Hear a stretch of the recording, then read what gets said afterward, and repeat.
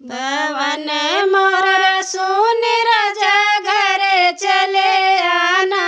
भवन मोर सुन राजा घर चले आना।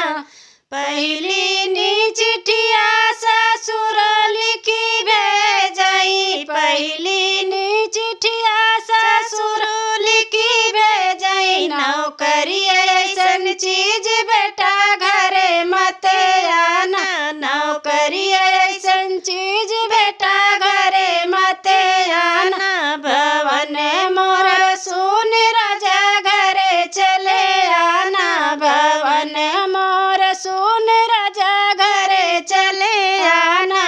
दूसरी नी चिट्ठिया जेठ लिखी भेजई। दूसरी नी चिट्ठिया जेठ लिखी भेजई। नौकरी ऐसन चीज भैया घरे मत आना। नौकरी ऐसन चीज भैया घरे मत आना। भवन मोर सुन राजा घरे चले आना। भवन मोर सुन राजा घरे चले आना। तीसरी नी चिट्ठिया देवर लिखी भेजई। तीसरी नी चिट्ठिया